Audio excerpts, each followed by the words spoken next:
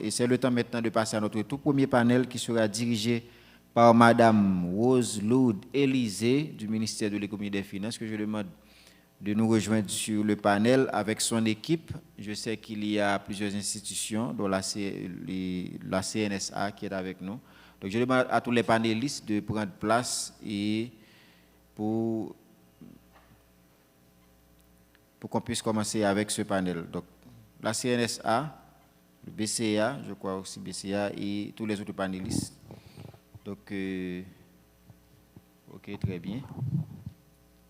Donc, ce panel qui sera dirigé par Mme Rose Loud Élysée, comme je viens de dire, du ministère de l'Économie et des Finances, sur l'évolution du cadre, de financement agricole en Haïti. Donc, c'est un panel qui pourrait être très intéressant, très animé. Donc, nous mettons prêter attention et après le panel là, nous sommes capables vraiment poser des questions. Donc, je pense que c'est le temps maintenant de passer le micro, la parole à Madame Rose Loud Élysée qui va diriger ce panel. Je vais rappeler que nous suivons pour cette deuxième et dernière journée dans le cadre de la présentation globale des 85 gagnants de ce concours, de plan d'affaires, dans le cadre de ce projet Booster PME qui sortit dans le projet CNFA que la Banque centrale et l'ambassade de Suisse, même qu'il y a piloté et jusqu'à décembre 2023, Monsieur Agile Sodil là. Donc, merci encore de votre attention. Merci à tous ceux et toutes celles qui sont en ligne, qui sont sur Chocarella, Ticket Magazine, Le Novelis, la chaîne YouTube de la BRH, RFM, Radio et Télé Pacifique et TED Actu. Donc, merci. Maintenant, je passe la parole à Mme Rose Loud Élysée pour diriger ce panel. Merci.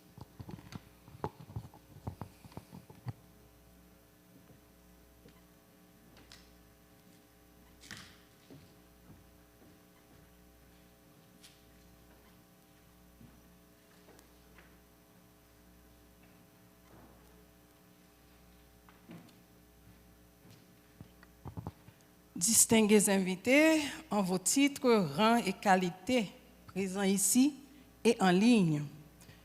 Mesdames les entrepreneurs gagnantes, mesdames et messieurs, bonjour. Je voudrais faire un salut spécial au Rassemblement national des Madame Sarah, ces grands entrepreneurs qui fournissent un appui important au profit du secteur agricole, qui sont ici avec nous ce matin, représentés par Madame Jocelyne Jean-Louis, la présidente, et ses adjointes.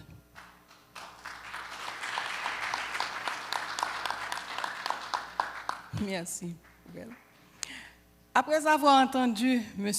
Angelus de la Banque de la République d'Haïti présenter le projet du cadre national pour le financement agricole en Haïti, notre curiosité nous porte à nous demander comment nous en sommes arrivés là.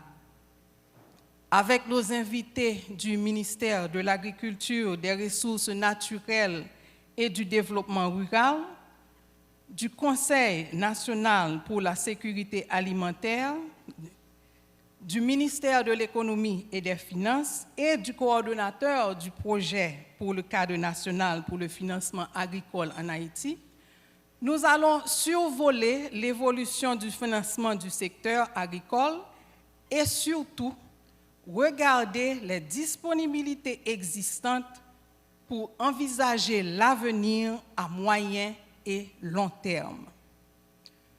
Nous commencerons par notre représentant du ministère de l'Agriculture, l'agronome Dieuvert Michel, qui est présentement le directeur général du Bureau de crédit agricole. Il est très bien placé, j'imagine, pour parler du sujet qui nous préoccupe. Alors, agronome Michel, pour ceux qui ne connaissent pas ce bureau, que fait le Bureau de crédit agricole et surtout, quel est son impact dans le secteur? Merci Madame Élysée. Je salue les collègues qui partagent les panels avec moi. Mes salutations aux 85 gagnantes et aussi aux représentants et de la coopération suisse qui est avec nous.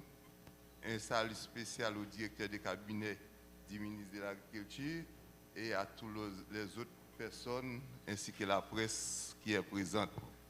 La question de Mme Élysée est d'abord que fait le BCA et quel est son impact sur le secteur agricole. Et vous convenez avec moi, c'est une question assez... À 1 million, bien vous faites monter. Comment? À $1 million? À $1 million, peut-être davantage. Et pour commencer par les bureaux de crédit agricole que j'ai l'honneur de diriger depuis environ 5 ans, les bureaux de crédit agricole, c'est une institution d'État qui est dédiée au financement agricole et rural.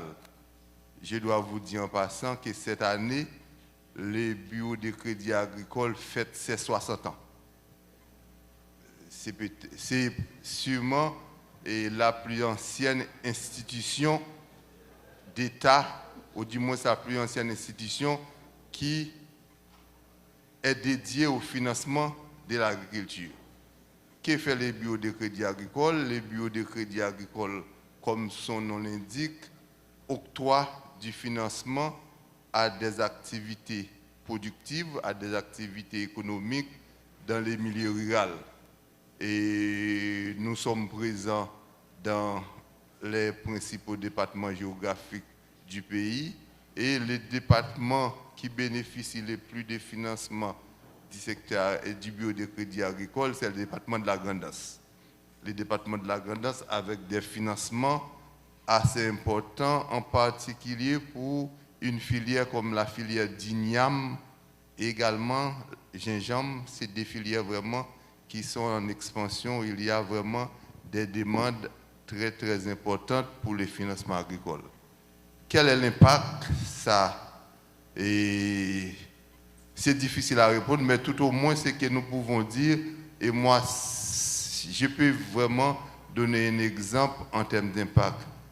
Et on a un réseau d'officiers agricoles qui sont sur le terrain, mais ces officiers agricoles, ils travaillent de très très près avec les emprunteurs, les producteurs agricoles et en ce qui a trait aux demandes de crédit.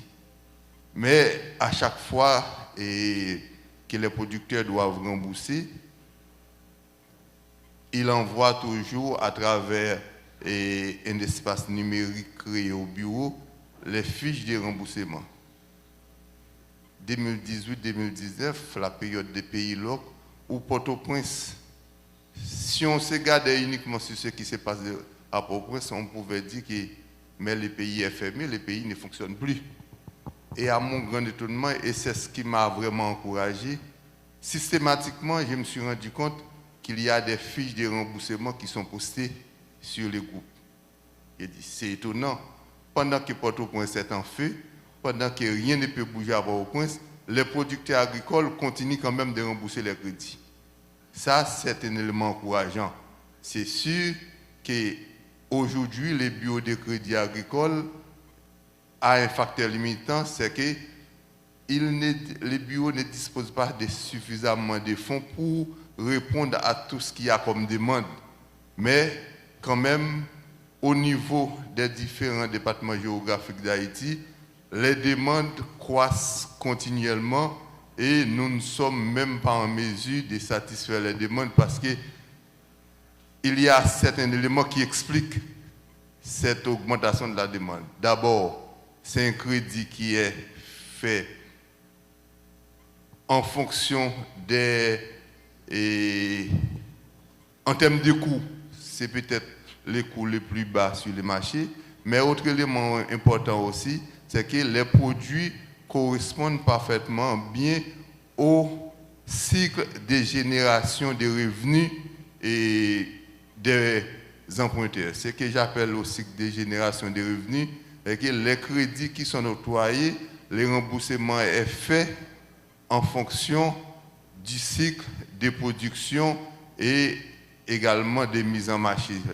dès le début, les producteurs, en fonction des discussions qu'on a avec eux, nous disent à quel moment ils vont pouvoir rembourser en fonction du cycle des produits.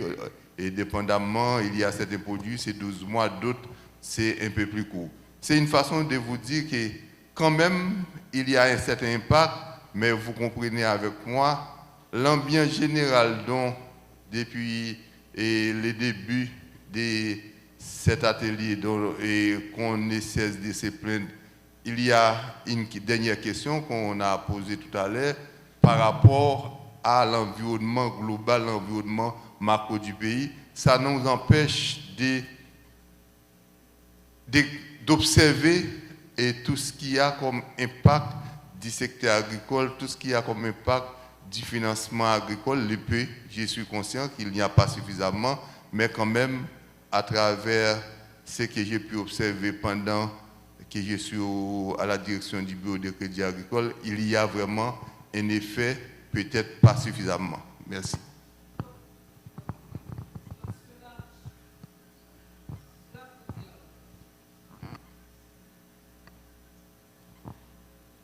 Oui, donc, agronome Michel, vous dites que les emprunteurs remboursent. C'est vraiment une bonne nouvelle. Cela veut dire que vous arrivez à répondre aux nouvelles demandes?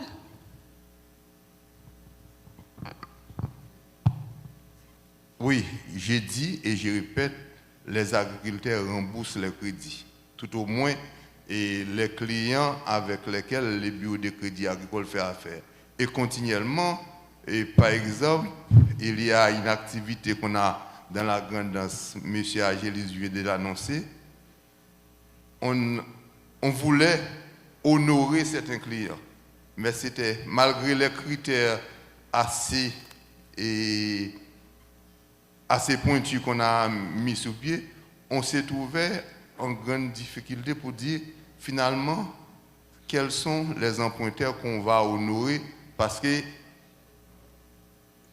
on s'est retrouvé dans une situation qu'il faut augmenter. Et finalement, malgré les critères assez serrés, on s'est rendu compte qu'il faut honorer au moins 4 emprunteurs, et parmi lesquels 3 garçons et une fille. Et c'est des gens qui sont à au moins les 9e demande de crédit. C'est une façon pour vous dire, c'est des gens qui ont une histoire assez fidèle, très fidèle avec les BCA, mais qui remboursent continuellement leur crédit et au moment prédéfini dans leur contrat.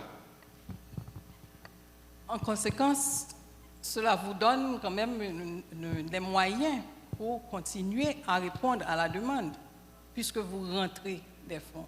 Oui, des moyens pour répondre à la demande, mais toujours des moyens insuffisants par rapport à la demande globale dans les secteurs. Par certains secteurs où chaque filière a des demandes assez considérables, si on parle de l'achat des semences, de l'achat des intrants, jusqu'à la commercialisation ou du moins sa transformation, il y a sur toute la longueur de la chaîne des valeurs des demandes assez importantes, surtout avec l'augmentation du coût de la vie, l'augmentation et de la rareté de la main-d'œuvre agricole qui entraîne automatiquement une augmentation du coût de production et pour le producteur.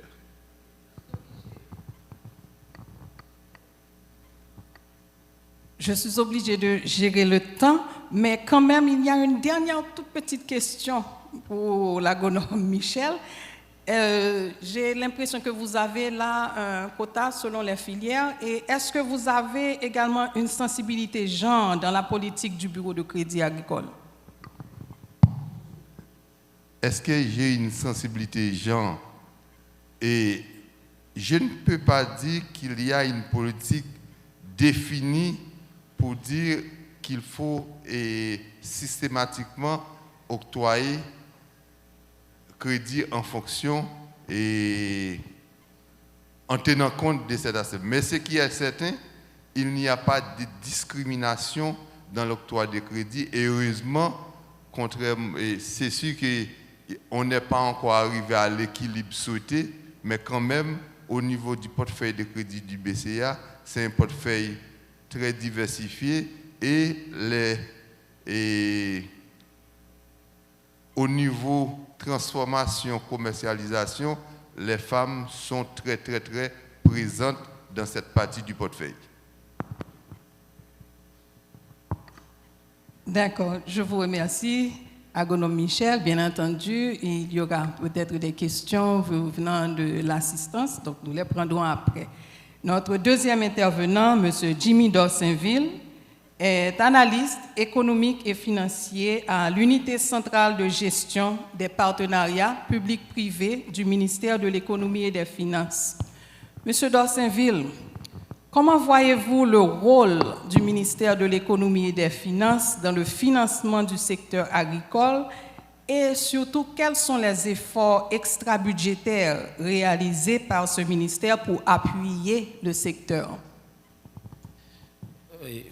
Bonsoir, Madame Élisée. Je dis bonsoir à tous les panélistes.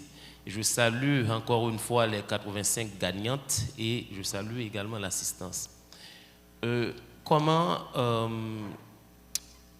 évolue l'engagement ou bien le financement du secteur agricole par les autorités et aussi quels sont les efforts extra-budgétaires qui sont faits? Pour vous répondre, Madame Élisée, on va faire beaucoup plus simple.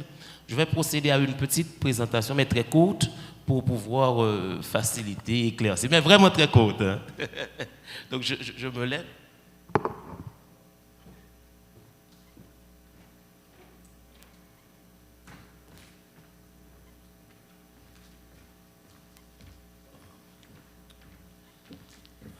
Ok, nous allons voir l'évolution du cadre de financement agricole en Haïti. Okay.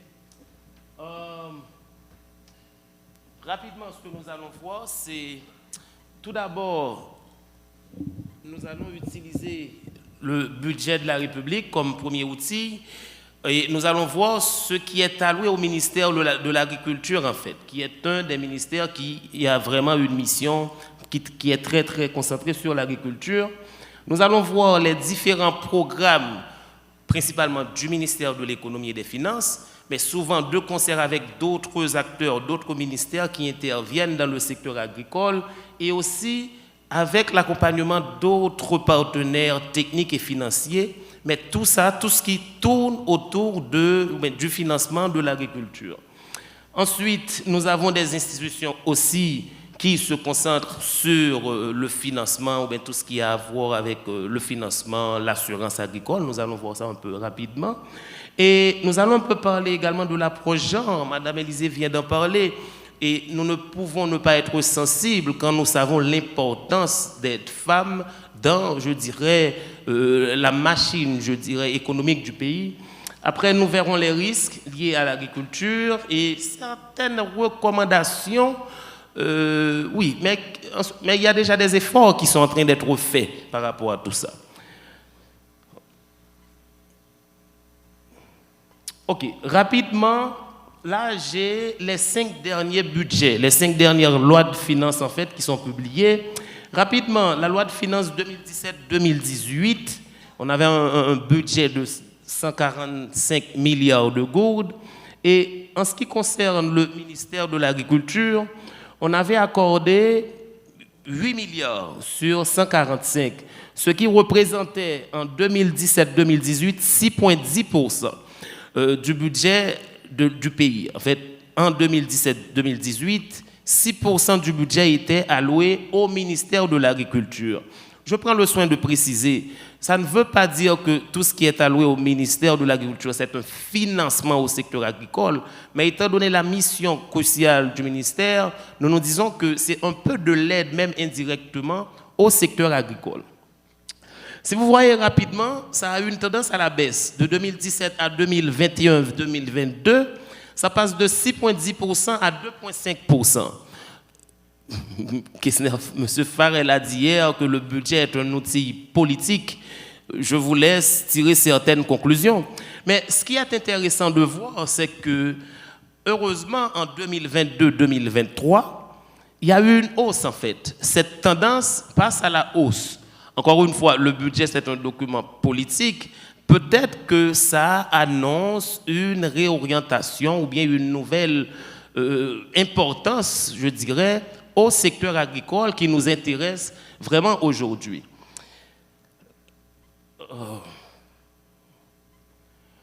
OK? Maintenant, pour répondre plus précisément à la question de notre modératrice, Madame Élisée, on nous a demandé quels sont les efforts extra-budgétaires qui sont faits pour financer, supporter le secteur agricole. Nous allons prendre quelques projets ou bien programmes qui ont été mis en œuvre ou bien qui sont encore présents, mais qui se concentrent aussi sur le secteur agricole. Et c'est un peu, je dirais, de manière chronologique en fait. Monsieur Angelus en a parlé tout à l'heure du CIFA. Le CIFA est arrivé à sa fin en 2019. En fait, mais c'était quoi en fait? C'était en partie une assurance du crédit agricole et récolte. Mais ce que je veux voir avec vous concernant le CIFA, c'est que l'État haïtien a contribué en fait à hauteur de 80 millions de gourdes pour un fonds d'assurance prêt. C'est-à-dire c'est un support de l'État haïtien au secteur ou bien au financement de l'agriculture. Ça, c'était pour le CIFA et son objectif, en quelque sorte, était de favoriser la relance de l'économie agricole et rurale. On va passer en novembre 2012. Maintenant, on est au FRE, le Fonds de récapitalisation des entreprises haïtiennes. En fait, le FRE, c'est quoi? C'est un fonds, on va dire, du ministère de l'économie et des finances, géré ou bien avec comme fiduciaire le FDI, le Fonds de développement industriel, en fait. Ce fonds vise, on va dire, à financer les entreprises des secteurs prioritaires.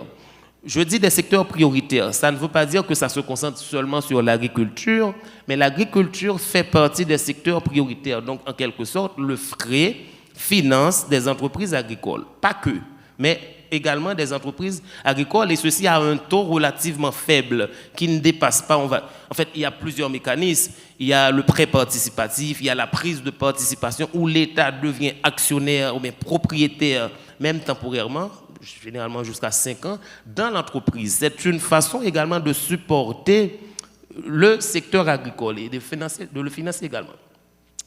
Il y a le pacte sur la croissance économique inclusive, le PECEI, qui a été mis en place en 2005. Alors, laissez-moi retourner sur le FRE, désolé. L'enveloppe budgétaire qui a été allouée au FRE, c'était 1 milliard de gourdes. OK? Maintenant, je reviens maintenant au PECEI, qui avait pour objectif de renforcer l'élargissement de la base des PME, toujours avec une enveloppe de 200 millions de gourdes. L'État essayait de voir comment supporter encore le crédit agricole. On a eu en janvier 2016 le programme Ancre, en fait, et ça c'était avec l'aide de certains bailleurs. C'était une enveloppe de 17 millions de dollars et il y avait une entreprise bénéficiaire. Bon, je ne rentre pas trop dans les détails, après il y a eu des problèmes avec le projet, mais ça avait quand même marché. Après, il y a d'autres institutions, et je vais un peu parler du FDI, le Fonds de développement industriel, qui a d'autres mécanismes, en fait, qui supportent le crédit agricole. Et puis, autre chose, je vais en fait aller dans le même sens que M. Angelus de tout à l'heure. Après la fin de CIFA, c'est vrai qu'on a mis en place le CNFA, mais il y a également le PGD, le programme de garantie de prêt en Haïti. En fait, ce qui s'est passé, en fait, une partie des fonds restants du CIFA a été allouée au FDI pour mettre en place un fonds de garantie, en fait, ou bien le programme de garantie des prêts. Et dans ce programme, il y a 2 fonds. Il y a le FGPAH, c'est le fonds de garantie des prêts agricoles en Haïti. En fait, ça découle du CIFA. C'est encore un autre outil que nous avons et qui existe aujourd'hui, qui accompagne en fait le développement ou bien le crédit agricole.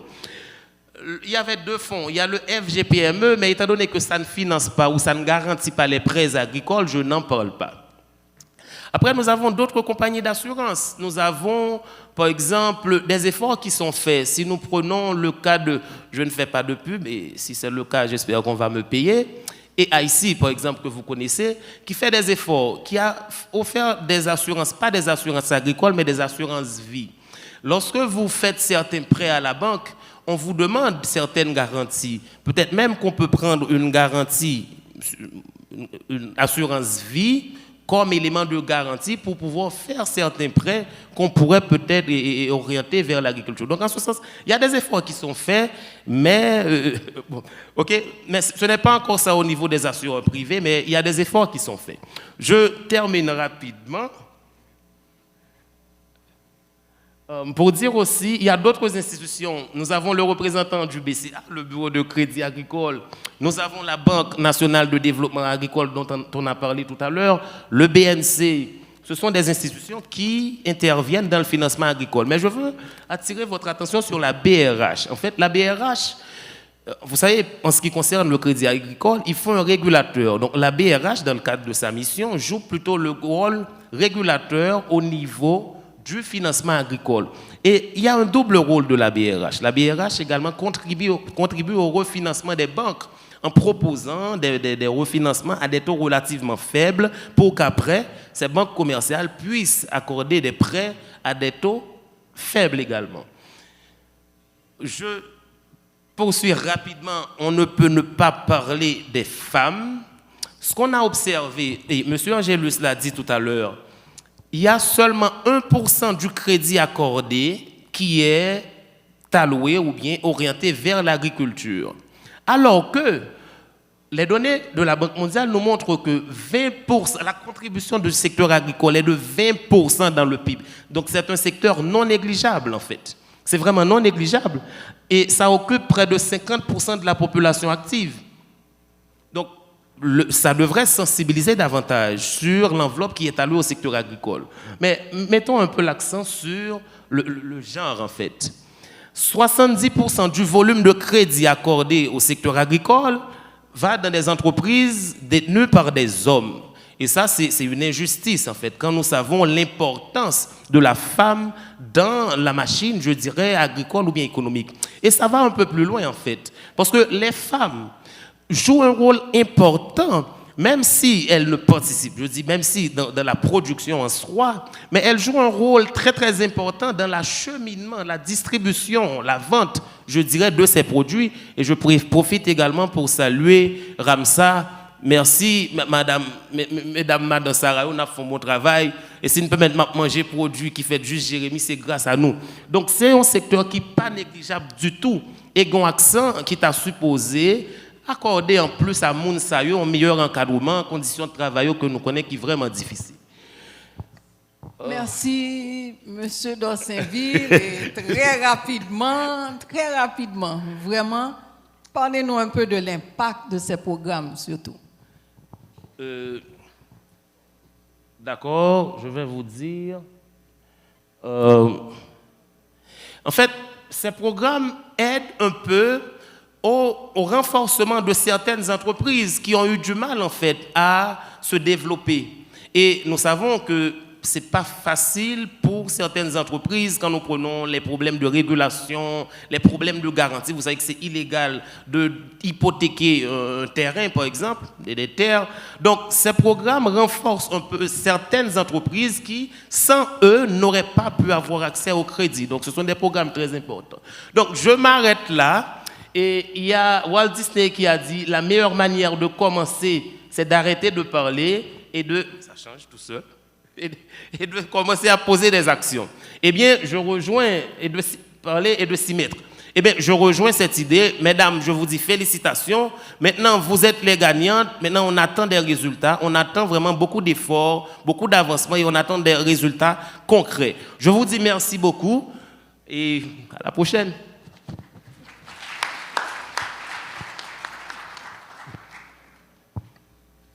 Merci, M. Dorsainville. Bon, nous aurons l'opportunité, je pense, de vous entendre tout à l'heure. Peut-être qu'il y aura des questions pour que vous puissiez préciser les recommandations que vous n'avez pas eu le temps d'exposer.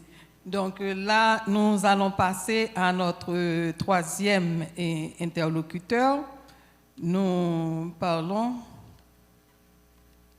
là, nous allons nous adresser à deux personnes qui sont, on pourrait le dire, à l'autre bout de la chaîne, c'est-à-dire à la consommation. Mais il leur incombe dans cette position la tâche fondamentale de surveiller la disponibilité alimentaire. Monsieur Armel Cazot, directeur général du Conseil national de sécurité alimentaire, et monsieur Abnel Desamours, qui est le conseiller technique à cette institution, vont vous adresser quelques remarques. Nous aimerions surtout savoir, monsieur Cazot et monsieur Desamours, après quelques mots, bien entendu, sur la problématique de l'offre et de la demande nationale en alimentation, comment est-ce que vous voyez le rôle du Conseil dans la question de financement du secteur? Oui, merci Madame Élisée.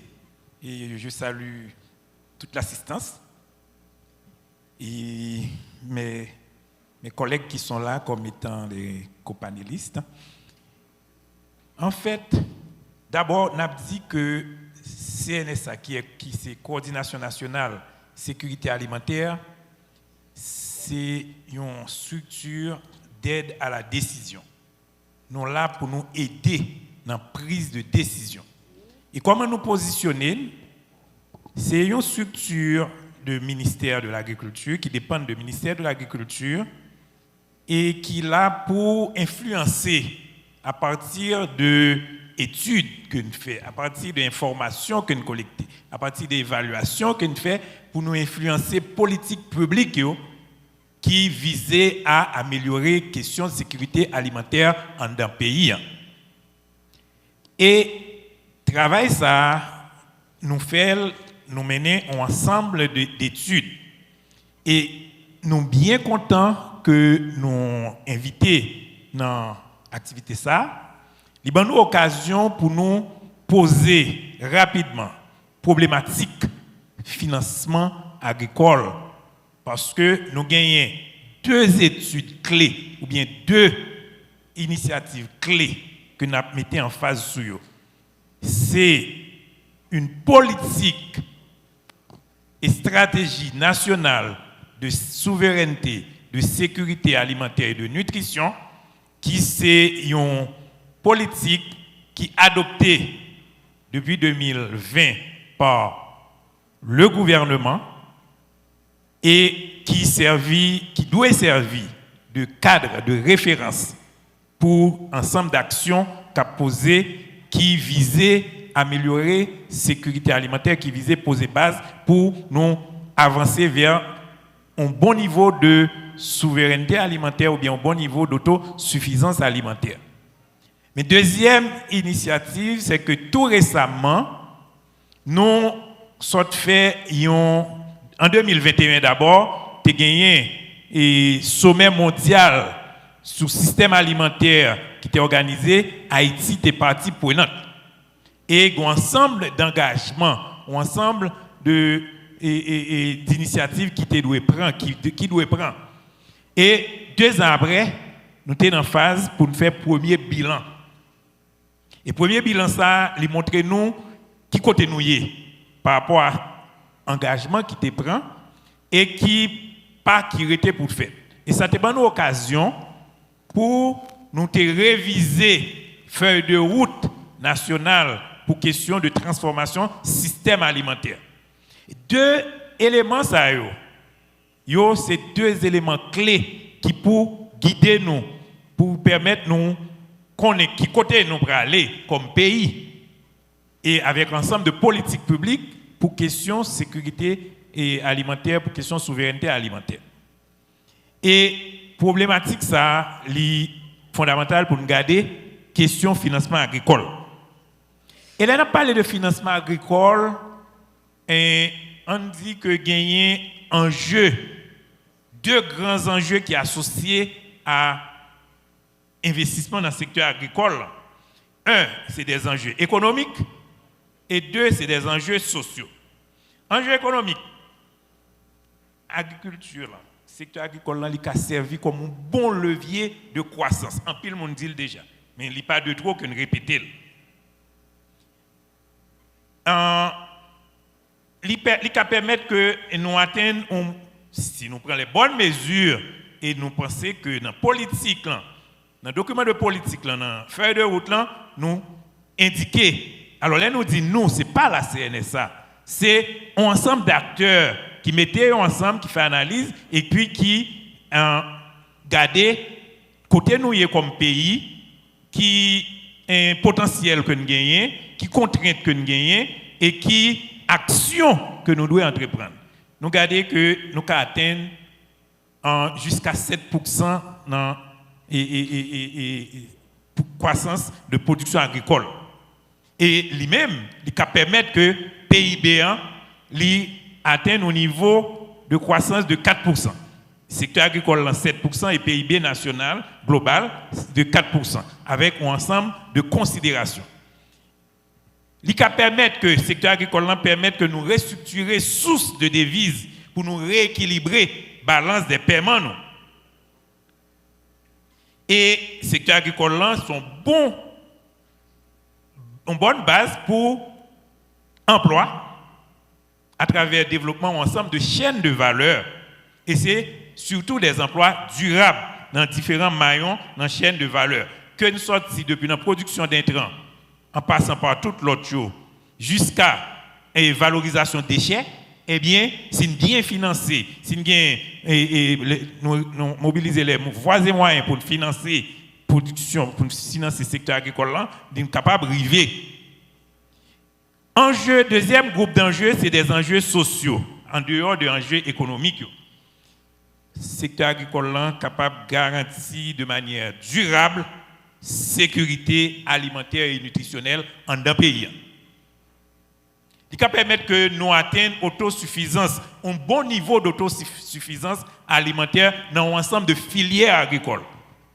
Par exemple, si nous prenons un ensemble de filières et dans la production végétale, si nous prenons des légumineuses, des céréales que nous gagnons et nous gagnons avantages comparatifs pour la production.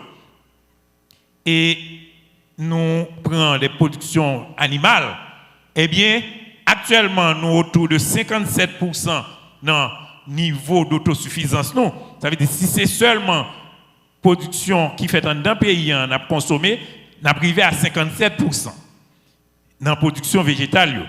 Et production animale, nous autour de 54%. Si c'est eux seulement on a consommé. Alors que si nous prenons les bonnes mesures, les voies et moyens, d'ici à 2030-2033, nous avons privé à environ 87%, toutes confondues.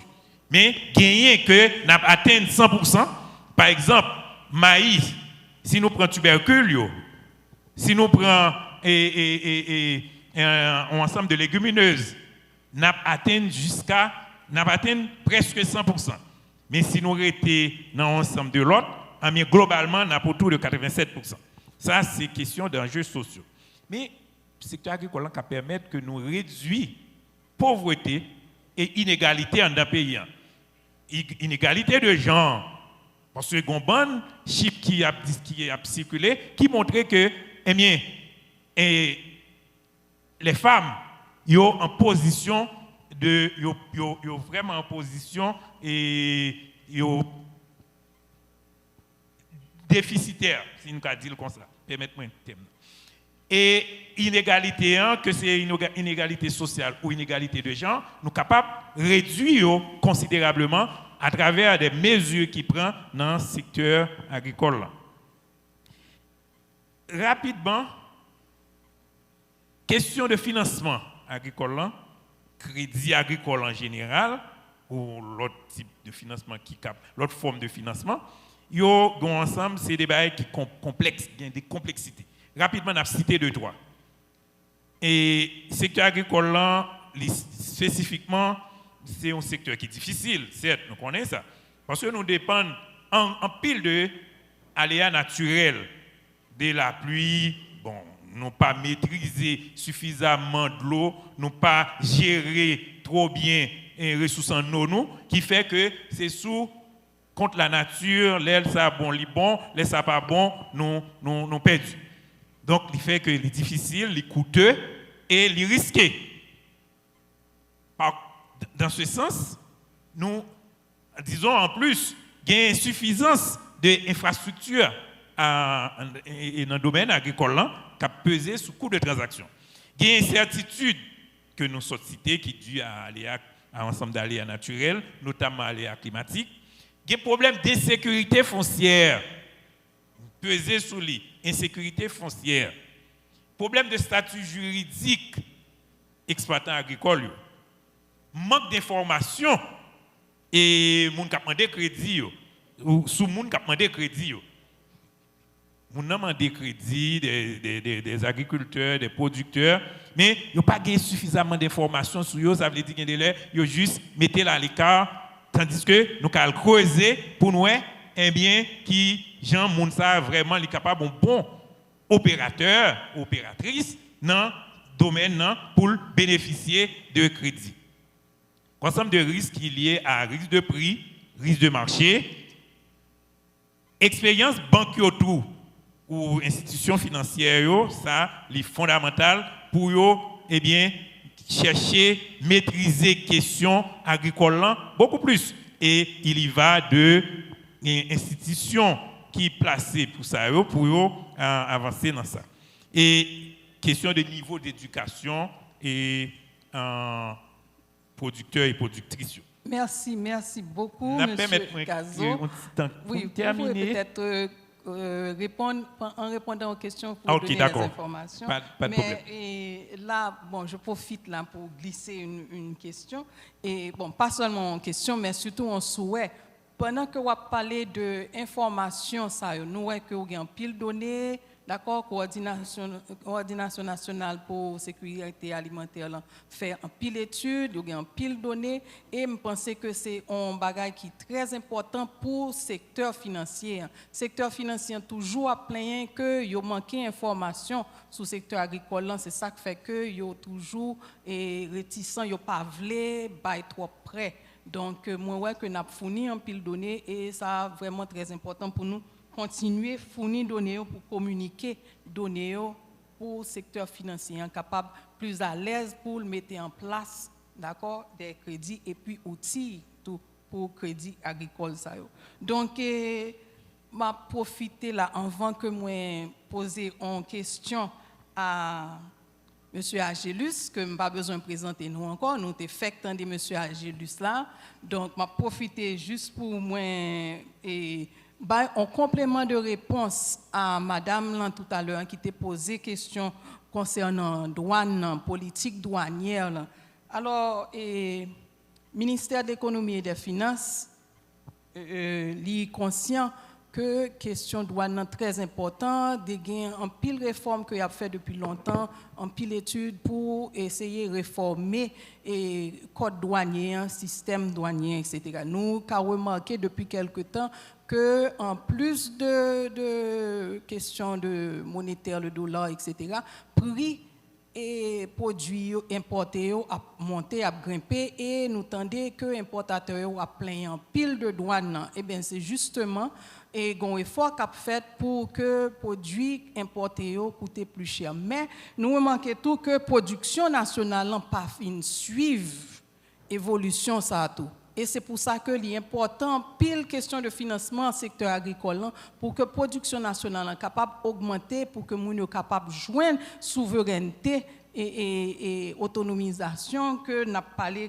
là, pour que les produits locaux soient plus disponibles et que ils coûtent moins tout, pour que ils soient capables vraiment taxer plus du produit importé. Donc, si équilibre ça, si effectivement produit n'a taxé gros produits importés, il faut que produits locaux tout capable plus disponible et coûter moins cher. Si même yo coûter plus cher parce que coût de production est difficile, bon là nous vraiment un bagage qui incontrôlable qui est difficile. Donc bagage au marché de pair et financement agricole là il vient très très très important. Et pour M. Agélus, là, m'a posé une question, comme nous t'étendions déjà avec la présentation là. Et nous voyons que y a un bon cadre qu'a préparé pour justement permettre l'évolution secteur là. Nous t'aimons qu'on est par rapport à la gouvernance secteur. Qui critères d'évaluation n'a mis en place pour cadre ça? Qui gens que n'a capable d'évaluer si cadre marche bien, s'il convenu ou pas, si ça cap bien pour changer, qui ça cap bien pour modifier. Alors, oui, merci à Madame Élisée pour question là, pour belle question. En fait, c'est une question qui a été posée hier, bien entendu, que c'est-à-dire nous pas, c'est-à-dire comment il s'appelle encore, donc tu réponds en partie dans la question. Donc, je ne vais pas ajouter pour me dire que en fait, qui ça a nous programmé en termes d'évaluation, comment nous pourrons le faire pour nous évaluer, est-ce que le programme a marché? OK? OK, parfait. Donc, qui ça, comment, faut me dire que nous pouvons penser à ça, OK? Ça, nous te gagnons en tête, non? C'est parce que, pas oublier qu'en décembre 2023, CNFA, c'est pas dans mes BRH liés, c'est le foncier qui va prendre la relève. Donc, c'est peut-être ça. Donc, nous avons quitté le travail ça pour sans doute institutions qui vont venir après, OK, pour le capable d'évaluer. Parce que nous pas, comprendre ça à partir de décembre, ça se pourrait que c'est le foncier qui va prendre la relève. Merci, Madame Élise. Bon, c'est très bien. Mais je que vraiment nous sensibles à ça et au niveau de foncier, il faut que nous sensibles. Ce n'est pas en fait de mettre loi, préparer loi, mettre là et puis personne ne va regarder est-ce que vous marché, est-ce que vous pas marché pour très vite porter correction qui est nécessaire. Et je vais poser une dernière question, enfin moi-même, même pas c'est une question qui est en tête tout le monde. Qui tendait parler de programme qui tendait parler de BCA pour la première fois, vous comprenez? Et il a demandé tête là, comment que nous prévoyons pour nous protéger? Et ça, c'est une question qui est adressée pas seulement à M. Agélus, mais à tous les panélistes. Et comment nous prévoyons pour nous protéger la disponibilité financière dans le système pour que si exploitants que nous avons parlé là de petites, moyennes entreprises, micro, tout ça, comment nous prévoyons protéger la disponibilité financière pour que yo même tout yo capable de joindre là-dedans, pour que les arrivés, yo pas dit que pas gain corps encore, on l'autre là n'a vini, peut-être n'a joindre corps, comment on a protéger? Est-ce que nous avons un système de quota qui j'en a fait? Qui j'en nous prévoit ou est-ce que j'en nous question ça?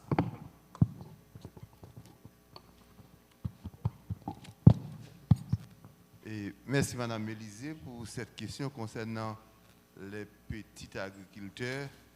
Et si nous faisons référence avec le dernier recensement qui fait sous le secteur agricole la date de 2009, nous avons près de 74% des gens qui ont fait agriculture dans le pays, ta exploitation est moins qu'un hectare. Ça veut dire que c'est un secteur agricole qui est largement dominé par des petits exploitants. Et il y a une moyenne, il y a des écarts, ça veut dire qu'il y a des gens qui ont des exploitations qui ont des tailles vraiment minimes. Et comment on a fait pour que les gens aient accès à financement? Et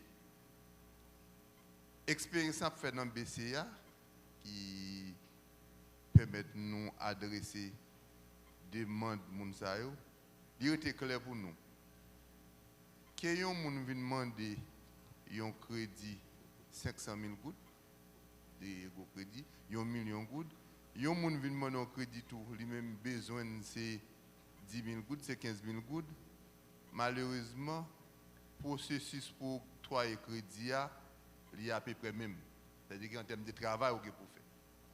Et là, nous rendons compte des réalités, ça, pour nous assurer nous que les petits exploitants ne sont pas laissés de côté. nous, de plus en plus, à côté des crédits individuels pour certains exploitants de taille moyenne et plus, nous gagnons une politique de crédit qui est adressée à des groupes mutualistes. C'est peut-être des AVEC, ça n'aurait au moins de façon globale, des mutuelles de solidarité. C'est-à-dire qu'à l'intérieur des groupes SAO, nous octroyons des crédits qui permettent que le crédit à redistribuer et qui fait que les petits exploitants ont même tout accès à crédit pour nous pas. Parce qu'en tant qu'institution financière, leur fonctionner, il y a un ensemble d'éléments, il faut tenir compte de lui par rapport au fonctionnement. Meilleure façon pour nous adresser les demandes des petites exploitations, des très petites tailles, c'est vraiment à travers les groupes mutualistes qui ont des mutuelles de solidarité, qui ont des AVEC, ou du moins les ABCP, et ça veut dire les associations de base des prêts et de crédits. Et c'est une façon nous faire pour nous adresser et demander ça pour nous assurer nous que aucun agriculteur peut pas mettre de côté soit du fait qu'il est petit ou du moins de l'autre raison nous pas voulons une discrimination. C'est expérience ça quand même n'a fait dans le bureau de crédit agricole. Et heureusement, notre travail qu'a fait dans le cadre de CNFA, dans la rencontre nous avons gagné avec un consultant, nous avons discuté en pile, nous même dans la présentation, la dernière fois qu'il était fait dans la copie de loi, il était vraiment mis en pile en phase et ça c'est intéressant. En une phrase, M. Dorsainville, recommandation pour que justement les exploitants joignent financement tout. Eh bien, c'est surtout assurance. C'est surtout mettre en place fonds de garantie prêts à eux. Parce que nous disons, et BCA se dit, petit prêts à eux, coût d'opération que qu'on arrive coûter institution qu'on plus élevé que peut-être ça est capable rapporter institution et son institution financière disons qui amené à faire des bénéfices. Donc c'est déjà groupé mais en même temps tout c'est vraiment mettre focus sur question à garantie prêt ça. C'est ça qui pourra permettre que tout genre d'institution que nous souhaitons à dans la présentation qui a intervenu dans la question agricole là pour être capable au moins une garantie leur prêter, yo connaît que comme ça il n'est pas perdu en fait.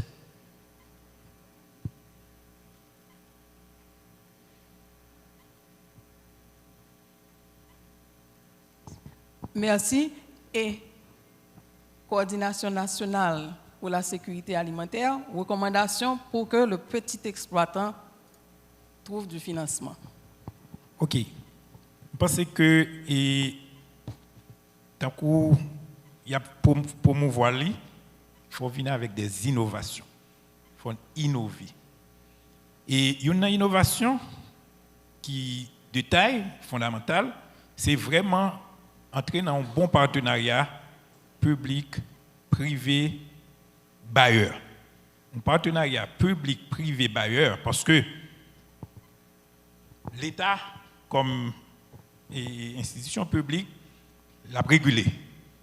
L'a régulé à travers toutes les institutions, BRH, ministère des Finances, ministère du Commerce, ministère de l'Agriculture, etc. Le privé, il a gagné des fonds que ces banques privées, que c'est de l'autre particulier dans le privé qui veut investir. Il faut avoir un cadre qui est bien défini, qui est bien tracé, qui est bien créé pour investir.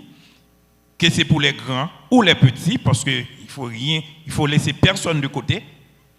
Et les bailleurs de fonds qui très souvent gagnent des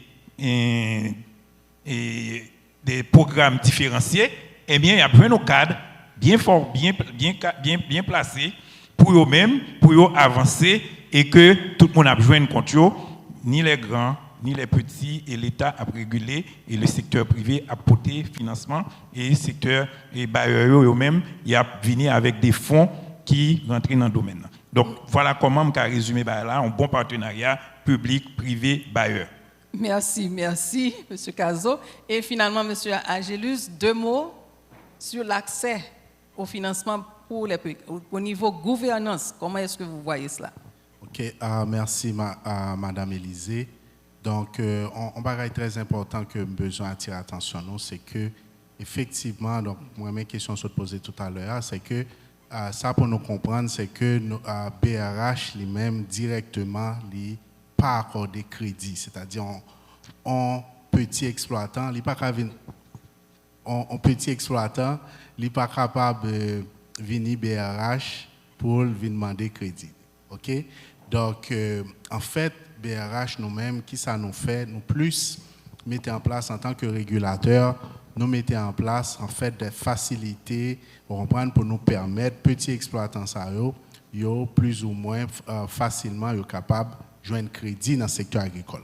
On va regarder rapidement pour m'attirer attention. Par exemple, tout à l'heure dans le chiffre que tu as fait présentation, je présenté pour me dire non que en fait c'est seulement 1%, moins de 1% de l'ensemble de crédits accordés dans le système bancaire était dédié à l'agriculture. Mais ça, pour nous connaître, pour nous arriver à moins de 1%, ça nous sortit très loin. Par exemple, en 2015, c'est ça, 2015-2016, BRH a mis en place son circulaire, c'est circulaire 108, c'est toujours sous le financement agricole. Qui ça nous est? Nous est que circulaire ça, qui ça nous permet l'institution financière de faire, nous dit que pour nous être capable de faciliter le crédit dans le secteur agricole, là, nous dit que à chaque fois que accordé un monde crédit dans le secteur agricole, là, ils exonéré de réserve obligatoire. Donc, ça qui fait, c'est que, en dépit de toute facilité, ça, donc, nous voyons que crédit dans le secteur agricole, là, petit exploitant, donc, crédit n'a pas vraiment décollé. Donc, en 2018, nous venons avec circulaire 113 là. Circulaire 113 là, il a adressé même problématique là, financement du crédit agricole. Donc son façon pour nous voir comment nous sommes capables de booster crédit dans le secteur agricole là. Mais ça qui est important pour nous voir, c'est que en dépit de circulaire 113 là, OK, nous passons de 0,11% à 1% en termes de crédit dans le secteur agricole.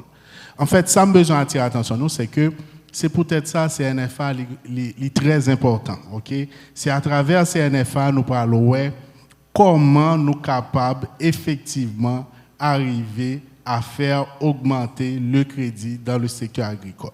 Merci. Merci à tous nos panélistes. Merci à l'assistance d'avoir prêté attention. Je sais qu'il y a beaucoup de questions et ce n'est pas possible de répondre à toutes pour le moment, mais quand même, les questions seront quand même entendues, pourront être adressées en ligne peut-être à la BRH et à aux autres membres du panel. Et nous ne pouvons que souhaiter que le système financier, les acteurs du système financier sont à l'écoute, qu'il y a un cadre qui est là, qu'il y a des incitations pour leur permettre d'accorder des prêts. La clientèle est là, donc nous espérons beaucoup du système. Merci beaucoup à tous. Merci. Bravo et merci à ce panel qui est très animé, très enrichissant, qui était dirigé par Madame Roseloud Élisée du ministère de l'Économie et des Finances. Merci aux représentants du ministère de l'Agriculture, BCA, du ministère de l'Économie et des Finances, également de la CNSA avec Amel Cazot et le consultant de la CNSA. Donc merci à ce panel. Malheureusement, contrainte de temps fait que nous ne pourrons pas recevoir, nous ne pourrons pas prendre des questions, donc parce que le temps a fait nous la guerre, nous avons encore deux autres présentations. Mais comme j'ai dit hier, et panélistes là, il y a une salle là, et pendant des moments de pause, nous sommes capables toujours poser des questions de manière directe. Et parce que vraiment nous avons une grande contrainte de temps. À moins que il y ait un monde là qui est sûr que une question qui est très pertinente, que tu es capable de poser, mais là vraiment on est dépassé par le temps qui fait que nous sommes capables peut-être pas prendre une question. Est-ce que le chef de cabinet du ministre dit qu'on peut prendre une question? Bah oui, ok. Donc, et bon, j'aurais bien souhaité que c'est une femme, mais il y a beaucoup de femmes là qui lèvent leurs mains là. Bon, ok. Bon, je vais faire une discrimination. puisqu'il y a une grande dame qui est dans la salle, c'est le représentant, c'est ça, de Madame Sarah en Haïti, et qui est très différente là, elle est bien habillée là avec une robe là, de vous paraître là dans la salle là, donc m'a fait discrimination ça pour que me poser question plutôt à panélistes. Et puis là, capable de dire non, li, et tout ça, ce qu'elle ça le représenter, et poser question à panélistes. Donc désolé aux autres participants, parce que vraiment, je ne devais pas prendre des questions, mais je veux faire l'honneur à cette dame, représentante de Madame Sarah en Haïti, je crois. Merci. Allez-y. Qu'à camper, mettre un petit camper.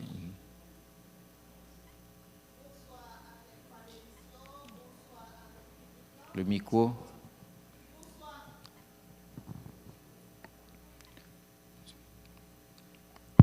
Ok, c'est bon maintenant, on va aller. Ok.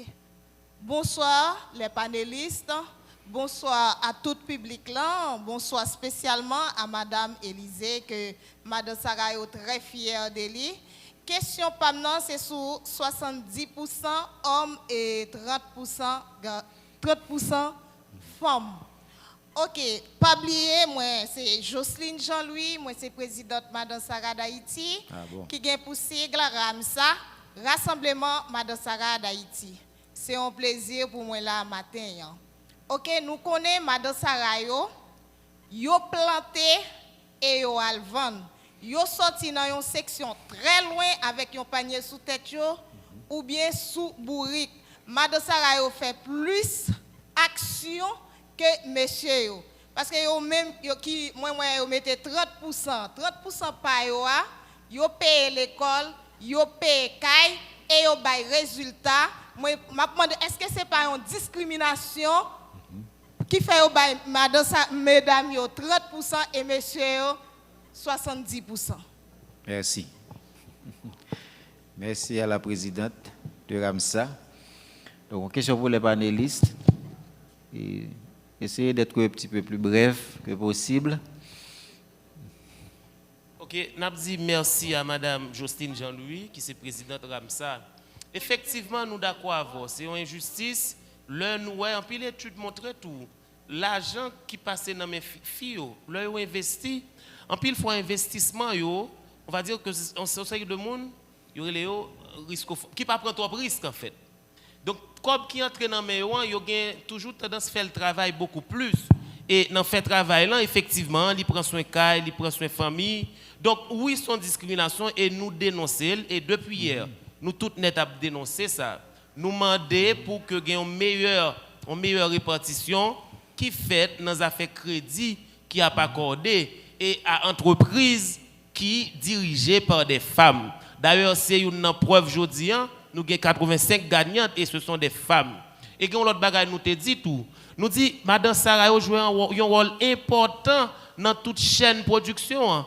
Parce que si ce n'est pas Madame Sarah en grande partie, en l'âme dans le produit Jérémy l'a prêté Jérémy et toute diria elle produit dans la Tibonite, toute région qui a une spécialité dans la production telle ou telle, transport venir dans la ville, dans grande ville, ou bien dans nous-mêmes, Port-au-Prince qui est bien loin, c'est grâce à nous. Donc, il est important non seulement pour nous plus crédit dans l'activité, mais pour nous gagner plus encadrement tout, pour renforcer nous institutionnellement, faire formation pour nous si toutefois nous besoin dans l'entrepreneuriat, dans une série de bagailles, pour nous renforcer, nous, et ça a un gros impact sur l'économie. Merci.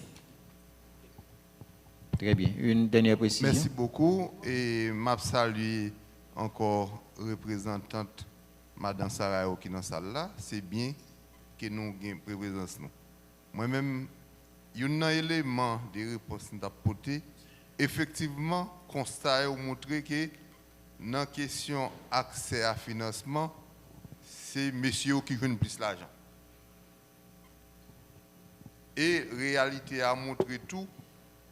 Mesdames, dans différents maillons dans l'économie, sont très présents. Pendant que nous sommes présents, moi d'abord, je dis c'est bravo, compliment que nous regroupons nous en association. Mais responsabilité du job association, c'est d'abord défendre l'intérêt groupe Mounsayo. Et une façon de défendre l'intérêt au plus bien, c'est aller chercher l'information dans l'institution financière, mettre à la portée des membres. Parce que faut que nous comprenions par rapport avec mesdames, il y a une histoire côté des barrières sociales qui t'ont empêché qu'ils aient accès à un ensemble d'informations, à un ensemble de services.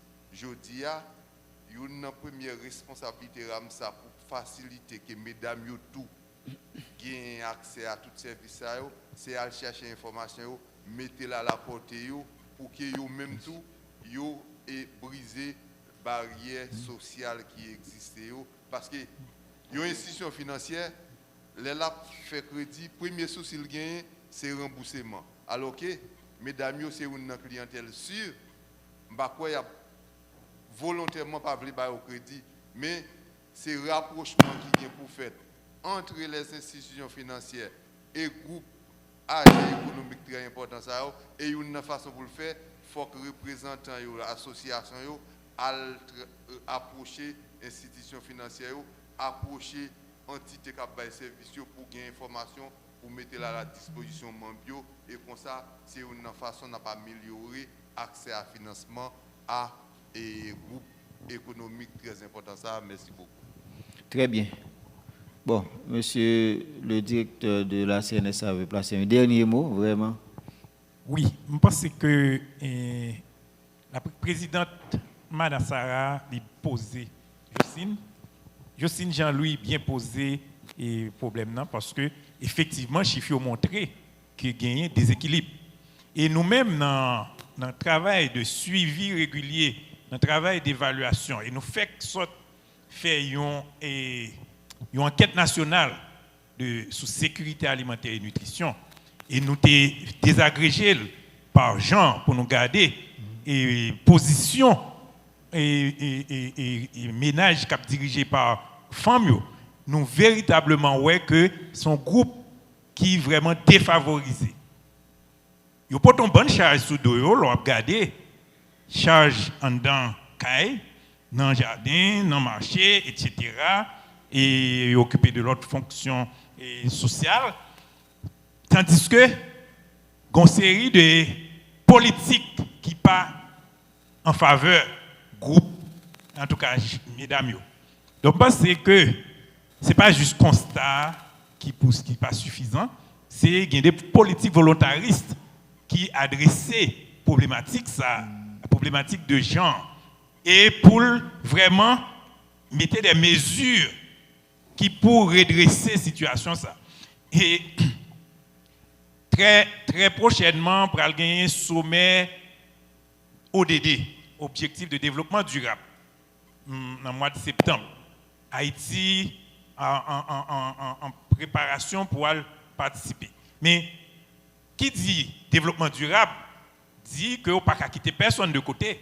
Et mesdames, en un pays dans quoi Haïti, capoter fardeau, ou ensemble de fardeaux, nous ne sommes pas capables de payer des politiques publiques qui adressent problématiques ça dans toute complexité.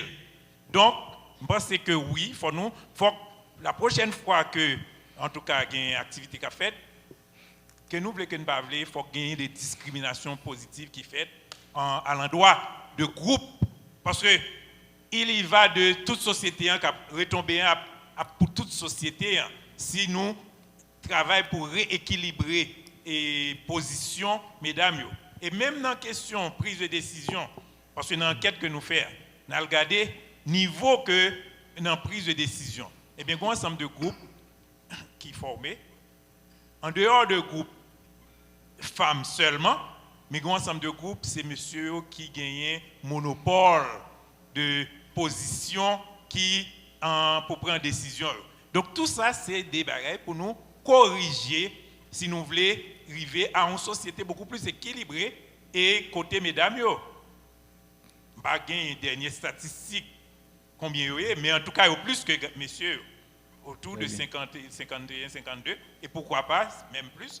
Donc, faut-il bien que gagner des politiques publiques volontaristes qui adressent ces problématiques. Et ça, c'est positionnons parce que, en tant qu'institution en structure qui suivent question de sécurité alimentaire, qui sont un domaine transversal, qui est lié avec l'ensemble de l'autre domaine, eh bien, nous gardons question ça de près nous dit que il ne pas qu'à continuer comme ça, il pas doit continuer comme ça. Très bien.